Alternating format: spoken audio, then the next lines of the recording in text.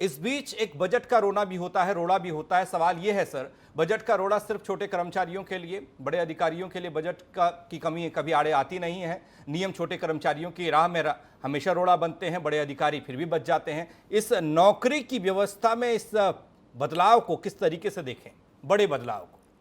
देखिए, जो प्रस्ताव उत्तर प्रदेश के कुछ नौकरशाहों के दिमाग से निकला और बाद में ये सार्वजनिक हुआ और इस पर हाय तौबा मची, इस प्रस्ताव का मैंने हर कोण से अध्ययन किया जी। और हम बहस इसलिए लेके आए कि इसमें 3-4 बुनियादी सवाल खड़े होते हैं जिनका उत्तर आना चाहिए लोकतंत्र में, लोकशाही में। पहला, अभी अनुदान प्राप्त माध्यमिक विद्यालयों के एडहॉक पर तदर्थ आधार पर भर्ती अध्यापकों के एक मसले में देश की सबसे बड़ी अदालत सुप्रीम कोर्ट ने एक निर्णय दिया। मैं याद दिला दूं मनोज जी को, सुप्रीम कोर्ट ने उस निर्णय में कहा कि गवर्नमेंट ऑफ यूपी एक प्राधिकरण बनाए, कमीशन बनाए तत्काल, और जुलाई 2021 तारीख भी लिखी उसने, जुलाई 2021 में जो नया सत्र शुरू हो उससे पहले उत्तर प्रदेश के हर माध्यमिक विद्यालय में तदर्थ अस्थाई, टेम्परेरी, एडहॉक,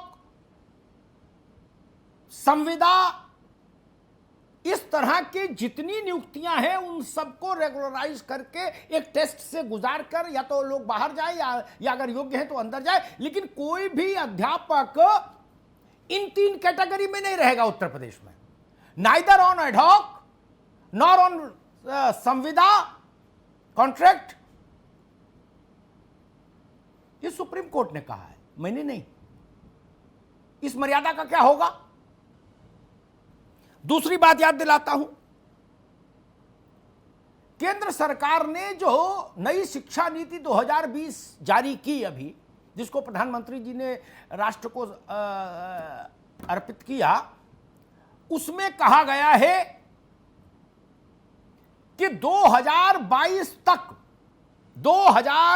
तक देश के हर विद्यालय में स्थायी अध्यापक होने चाहिए। उसने भी कहा कि ये संविदा, अस्थाई, तदर्थ, ये तीनों कैटेगरी जो है जालबट्टा, इसको बंद कर देंगे हम। ये राष्ट्रीय शिक्षा नीति में कहा गया। उसका क्या होगा? जो न मानियो ब्रह्मसर तो महिमा मिटे अपार, वो राष्ट्रीय शिक्षा नीति है, उसका उल्लंघन हो जाएगा। ये तो शिक्षा का मसला है। तीसरी महत्वपूर्ण बात जिसके लिए मैं लेके आया, अगर ये व्यवस्था ठीक है तो ऐसा क्यों ना कर दें कि पीसीएस में भी इसको लागू कर दो।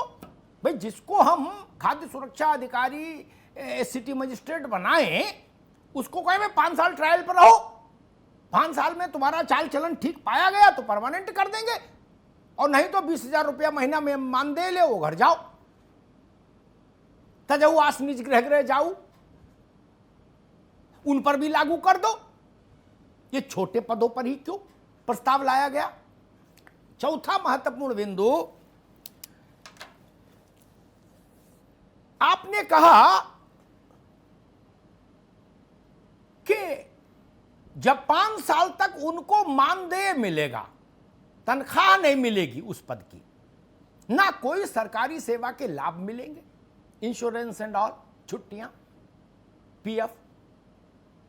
अगर मान लो उसमें अशोक पांडे, आशुतोष या अमित यादव या अभिषेक 5 साल में सफल हो गए, तो इससे सिद्ध हुआ कि ये योग्य थे, तो 5 साल इनने 10,000 में नौकरी क्यों की जब इनको मिलना चाहिए था 55,000? क्या उसकी प्रतिपूर्ति होगी? ऐसा भी नहीं कहा गया। तो 5 साल बेगार क्यों करेंगे? और सुप्रीम कोर्ट का एक निर्णय और याद दिलाता हूं, ऐसे प्रस्ताव चेहरा खराब करते हैं सरकारों का, ऐसे प्रस्ताव अदालतों में गिर जाते हैं मुंह के बल। सुप्रीम कोर्ट ने अभी माध्यमिक वाले फैसले में ही कहा था, मनोज जी सुन लो, मेरे पास जजमेंट है। सुप्रीम कोर्ट ने कहा था कि जब तक वह परीक्षा में ये लोग असफल नहीं हो जाए, जो एडहॉक और संविदा और इस सब पर भर्ती है, तब तक इनको पूरे वेतनमान का लाभ दीजिए। जब असफल हो जाएंगे तो विदा कर दीजिएगा, लेकिन जब तक काम पे हैं तब तक पूरी तनख्वाह दो। हम अपने यहां मजदूर लाते हैं, मकान बनवाते समय कहते हैं भाई एक दिन तुम्हारा काम देखेंगे, वो ना भी पसंद आए तो उस दिन की तो पूरी दिहाड़ी देते हैं ना।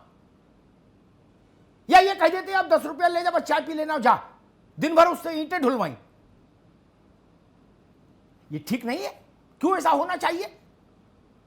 और जब पूरे देश में सरकार, केंद्र का एक विजन है कि संविदा का मामला ठीक नहीं, अदालतों ने कहा संविदा का मामला ठीक नहीं, संविदा का अर्थ है शोषण, व्यवस्थागत शोषण, शोषण का इंस्टीट्यूशनलाइजेशन कर देना, ये ठेकेदारी प्रथा है।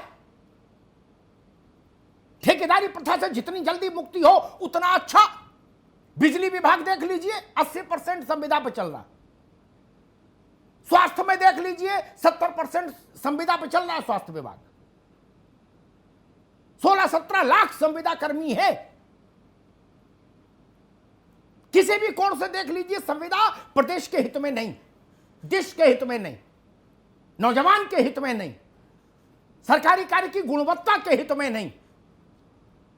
फिर क्यों संविदा संविदा चिल्लाए? क्या यह बेहतर नहीं होता कि हम एक ऐसी व्यवस्था बनाएं, सरकारी टेस्ट में आदमी भर्ती हो, कठिन इम्तिहान लीजिए, इंटरव्यू लीजिए, उसके बाद उसको भर्ती करिए और 60 साल तक का अभयदान वाला क्लॉज हटाइए। ये कहिए भाई हर 5 साल पर, हर 3 साल पर, हर 1 साल पर एक आपका मूल्यांकन होता रहेगा, उसी के आधार पर आपको प्रमोशन और तनख्वाह बढ़ाने का काम होगा। और जो आदमी बिल्कुल ही लद्दड़ निकले उसको निकालने का भी प्राविधान कर दो सरकारी नौकरी में ही, क्या दिक्कत है? संविदा का खेल खराब है और राजनेताओं को संविदा क्यों भाती है मुझे उसका भी पता है। मनोज मिश्रा की सरकार है तो 100-200 लड़के लगवा दिए बिजली विभाग में, बोले चढ़ जा बेटा पोल पे संविदा में। उदयवीर सिंह की सरकार आई, इनने 100-200 लगवा दिए। सरकारी में तो नहीं लगवा सकते 100-200, 2 भी नहीं लगवा पाएंगे, इसलिए संविदा अच्छी लगती है। एक संविदा का हाल हम देख रहे हैं। कल्याण सिंह जी के समय जो व्यवस्था शुरू हुई थी शिक्षा मित्रों की, आज उत्तर प्रदेश में क्या स्थिति है? 1,72,000 परिवार, जिसमें कुछ लोग 20-20, 30-30 साल तक संविदा पर ही चल रहे हैं। कितने लोगों ने आत्महत्या कर ली। वो कष्ट नहीं दिख रहा। हम और व्यवस्था को उधर ले जाना चाहते। मैंने कहा इस विषय पर बहस होनी चाहिए, चर्चा होना चाहिए, क्योंकि अभी यह प्रस्ताव चर्चा के स्तर पर है, जैसा आर.के. तिवारी ने कहा, मुख्य सचिव ने। तो चर्चा में हमने कहा हम भी भागीदारी कर लें। यह लोकतंत्र है, यहां सब वर्गों की आवाज आनी चाहिए।